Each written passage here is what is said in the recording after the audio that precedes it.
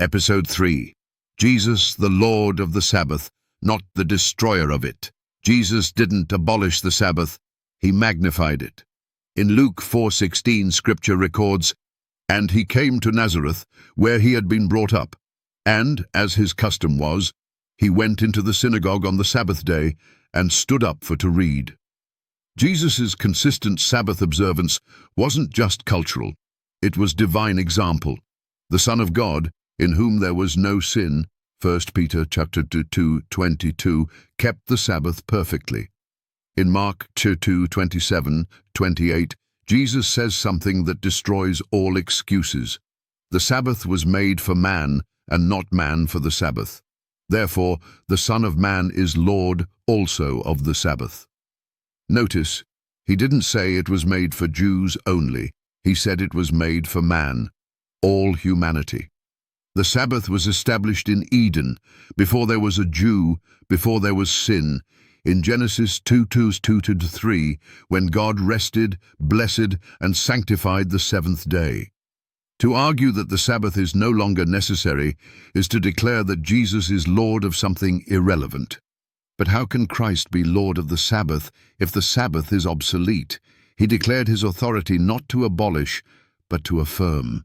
In Matthew 5:17-18, Jesus says, "Think not that I am come to destroy the law, till heaven and earth pass, one jot or one tittle shall in no wise pass from the law."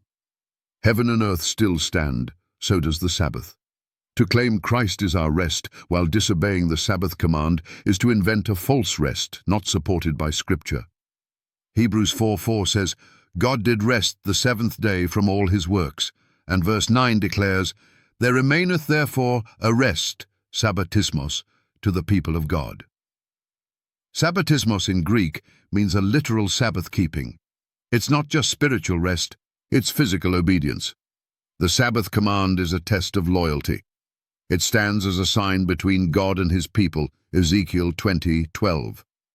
Jesus said in John 14:15, "If ye love me, keep my commandments." That includes the seventh day. Love is not lawlessness, it is obedience from the heart.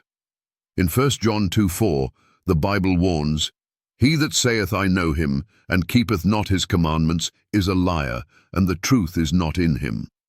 Some argue that Paul dismissed Sabbath observance, but Paul himself said in Acts 13:42-44 that the Gentiles begged to hear more preaching on the next Sabbath. Paul never told them to meet Sunday. He honored the day.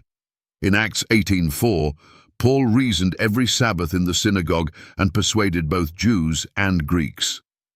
There is not one verse where Paul abolished the Sabbath. Not one.